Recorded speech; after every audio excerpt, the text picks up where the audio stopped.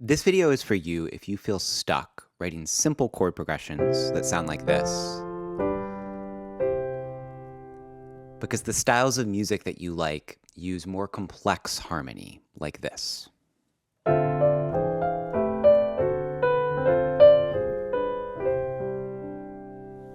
A lot of folks come to me who are interested in writing harmony like that second example, and they're framing things in terms of voicings.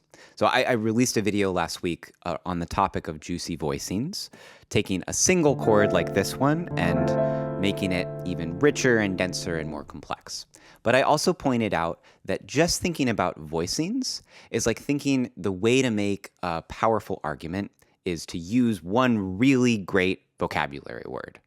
And that's not what we care about. We care about the entirety of how someone is communicating. So ask yourself, do you want to know one juicy voicing, or do you want to understand how to write more interesting harmony? If you want the latter, my goal today is to help you ask better questions about harmony. Move beyond just thinking about individual chord voicings and start thinking about the more important big picture questions that make a chord progression sound the way that it does. We'll look at three tools: register, chord function, and voice leading. First, let's talk about register. And register refers to which octave you're playing a note in. Like all of these tools, this matters not just if you're playing the piano. This applies to every instrument. You can always play an E here or play it here. And you especially have to think about this if you're trying to fit a lot of instruments together in an arrangement or production. So to demonstrate the power of register, listen to how differently I might play this example chord progression depending on which octave I'm in on the piano keyboard.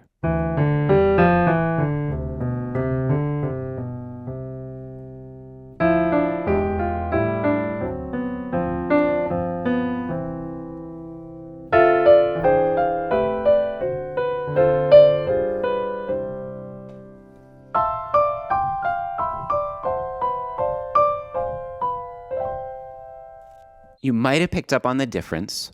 Basically, things are getting denser as I move up the keyboard. And to really understand how powerful this is, listen to how it sounds if I play the highest octaves voicings in the lowest octave.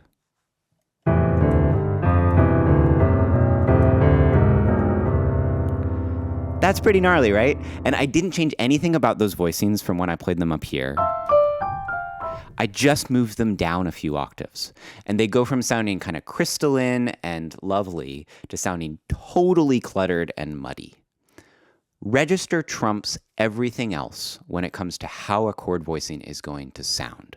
And I see this all the time with students where they'll know some sort of chord voicing, and they'll think that it doesn't matter where they play that on the piano keyboard, when in reality, it can totally change the way that you might want to arrange a chord if you move things by just an octave.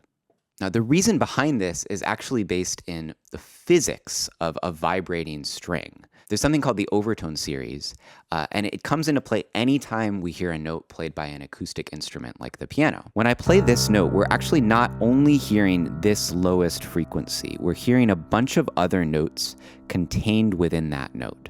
We're hearing the note one octave higher, the note an octave and a fifth higher, 2 octaves higher, and so on.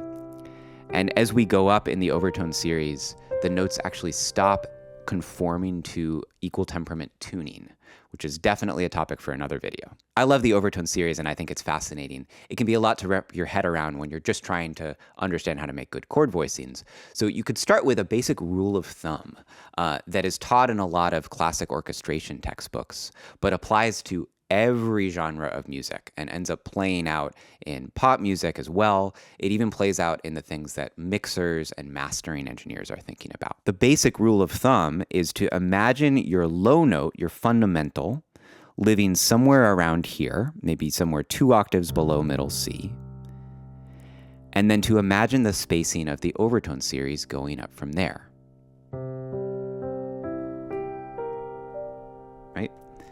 What this means in practice is if you're in the bass register, if you're playing a bass instrument or you're really low down, you want to space things out by either a fifth or an octave. As you move closer to middle C, you can space things out more in thirds and in fourths. And as you move up the piano keyboard, you can get away with putting things really close together, and they'll sound a lot more beautiful and less muddy and cluttered than they would sound lower on the instrument. You can always break this rule if you want to. If you like the way this chord sounds, go ahead and put it in your piece of music. Just because something sounds cluttered or muddy doesn't mean it isn't the right thing for a piece of art. Sometimes what you want in a piece of art is for something to sound cluttered and muddy.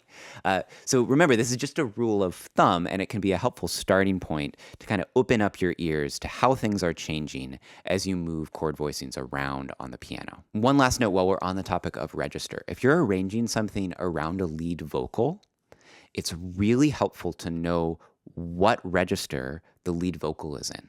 A lot of male singers will mostly live in this octave right below middle C, whereas female singers are often more in this octave right above middle C, or maybe from this A to this A as a typical alto range. And especially with male voices, it's really common to think that you're singing a note here, when actually that note I just sang is here, an octave lower. This was a revelation to me when I first started checking out the way things are arranged in classic studio orchestra recordings of Nat King Cole's music. His voice is pretty low, so it would often be in this register right below middle C. So there are many times where you'll find this big gap in the orchestration, say, of the strings, where the cello and the basses might be below him. Say his note is here, their note might be down here. And then the high strings won't come in again until up here. So there's this big hole in the middle. There's this big space where his vocal melody can go. Because the arranger wasn't just thinking about how the strings were fitting together, they were thinking about the entire sound of the piece, where his vocal was going to sit in amongst everything else. So if you're working with a vocal melody and you're trying to accompany it, you don't always have to leave a hole for it like that, but it's good just to know where it is, and it might help inform your arranging decisions. Our second tool is chord function. Now, the function of a chord is how it's acting within the context of the key of a song. And typically, we think of chord functions by numbering the chords based on the scale of the song. So if this song is in the key of C, we're starting on the 2 chord, then we play 3 as a dominant chord, then 6, 2 as a dominant chord, 2, some sort of 5 sus, back to 1. I would argue that chord function matters more than chord quality. So for example, that second chord there is an E dominant 7 chord. I think it matters more to our ears that this is the 3 chord in our home key played as a dominant chord than the fact that it's a dominant 7 chord. If we were in the key of A major, that E7 chord would sound totally different, and it would sound like we belong in a different style, right? E dominant 7 resolving to A major in the key of A major makes this sound like it could be written by Beethoven, right? But if we have this E7 in the context of this example chord progression I'm using, it sounds more like this could be maybe a neo-soul chord progression. And that's because in this case, it's acting as a secondary dominant going to the 6th chord, rather than just acting as the dominant in the home key of the song. So if you want to get beyond very basic sounding chord progressions using the most commonly used chord functions for the key of a song, the first place to start is investigate other commonly used chord functions that don't belong in the key, especially ones that are commonly used in styles of music that you like. I'd say a really great place to start is secondary dominants. And in practical terms, you can start exploring secondary dominants just by turning the minor chords that belong in any major key into major chords.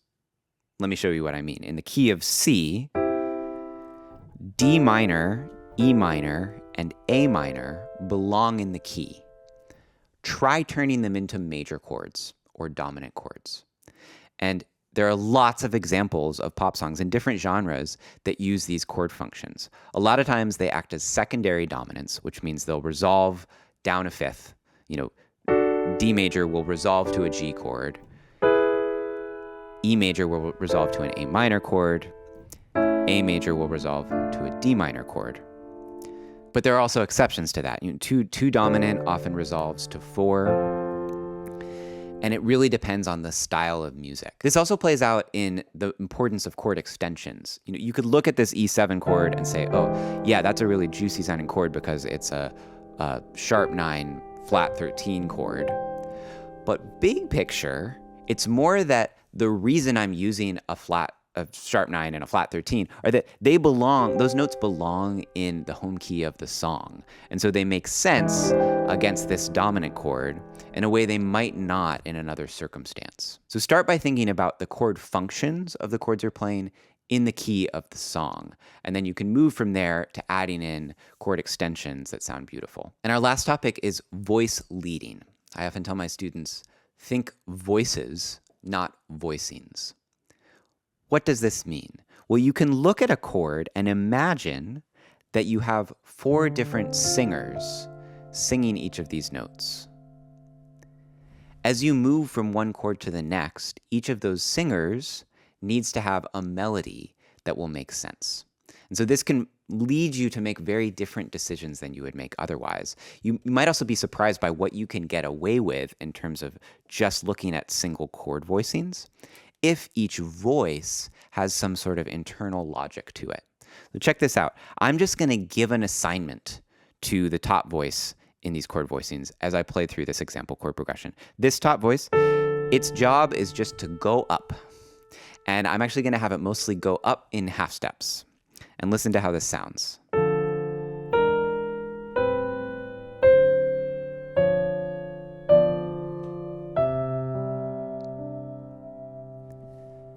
That really sounds like it makes sense, but check it out.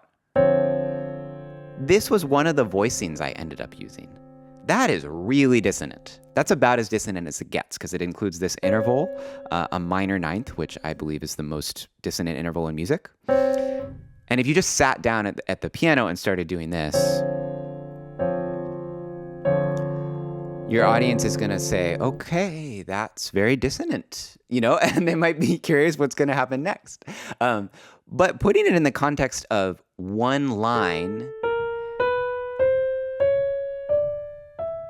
that has this consistent logic to what it's doing, our ears will accept all sorts of things as not sounding particularly dissonant. You can ignore good voice leading and still write really great sounding chord progressions. A lot of guitarists kind of write this way. There's just a chord shape that they'll move around.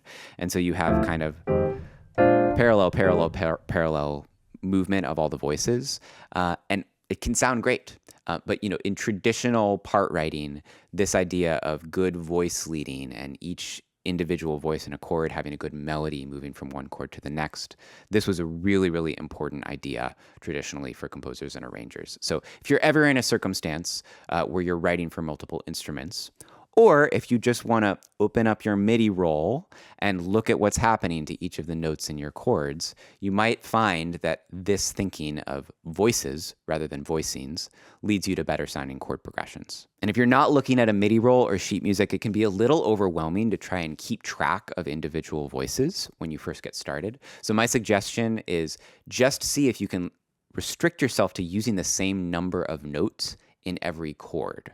That's a good starting place. If you just say, okay, every single chord that I play needs to have 4 notes in it, and that makes this thought experiment work, that it's like we have 4 singers who are all continuing to sing throughout.